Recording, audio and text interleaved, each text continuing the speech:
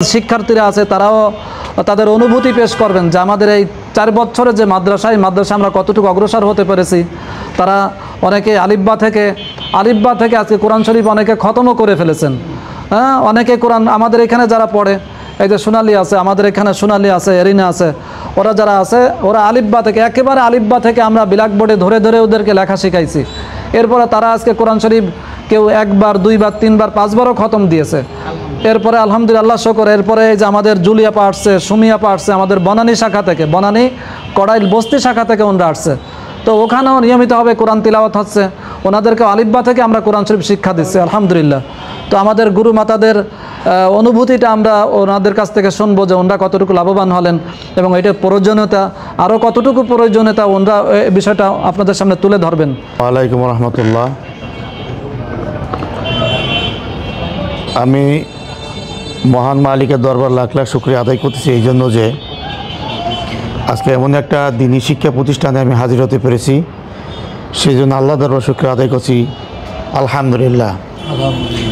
বিশ্বের ভিতরে প্রথমেই তৃতীয়লিঙ্গের মাদ্রাসা কামরাঙ্গীরচরে প্রতিষ্ঠিত হয়েছে। আমি মোবাইলের মাধ্যমে, ফেসবুকের মাধ্যমে দেখেছি একাধিকবার, কিন্তু এরকম অনুষ্ঠানে আমি ইতিপূর্বে হাজির হই নাই।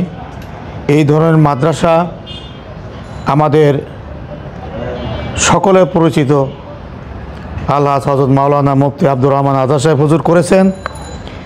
এটা উনি করার পরে আমাদের যে সমাজে অবহেলিত আমাদের হিজড়া ভাই বোনেরা আছেন, তারা আমাদেরই সন্তান, তারা সমাজে সব থেকে অবহেলিত ছিল, তারা আমাদের সন্তান, তারা আমাদের সম্পত্তি থেকে বঞ্চিত হয়েছে। আমরা করেছি, কিন্তু তারা তো আমাদেরই সন্তান।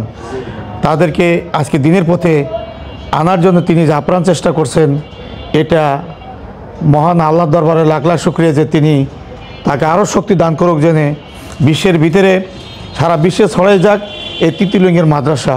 এই মাদ্রাসায় পড়াশোনা করে দিনী শিক্ষা অর্জন করে যেন এরা ইহকাল এবং পরকালের মুক্তি পেতে পারে এবং সবাইকে যেন একত্র হয়ে আল্লাহর পথে সন্তুষ্টি অর্জন করতে পারে, আমি আশাবাদ ব্যক্ত করে সবার ভবিষ্যতের সুকামনা করে আলহামদুলিল্লাহ নাহমাদুহু ওয়া নুসাল্লি আলা রাসূলিহিল কারীম, আম্মা বা'দ, ফাআউযু বিল্লাহি মিনাশ শাইতানির রাজীম, বিসমিল্লাহির রহমানির রহিম। কুল হাল ইয়াস্তাউিল্লাযীনা ইয়া'লামুনা ওয়াল্লাযীনা লা ইয়া'লামুন ওয়া ক্বালা রাসূলুল্লাহি সাল্লাল্লাহু আলাইহি ওয়াসাল্লাম খায়রুকুম মান তাআল্লামাল কুরআনা ওয়া 'আল্লামাহু আও কামা ক্বালা আলাইহিস সালাতু ওয়াস সালাম।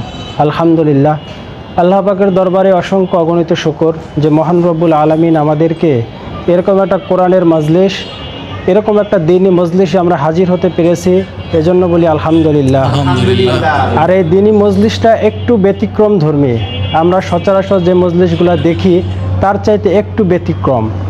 যে সমাজের যে অবহেলিত হিজড়া জনগোষ্ঠী, যারা সমাজের চোখে অবহেলিত, লাঞ্ছিত, বঞ্চিত, শিকার হয়ে ফ্যামিলি থেকে বিতাড়িত হয়ে তারা এক যাযাবর জিন্দেগি পার করে। তাদের না আছে দুনিয়ার কোনো ভবিষ্যৎ, না আছে আখিরাতের কোনো ভবিষ্যৎ।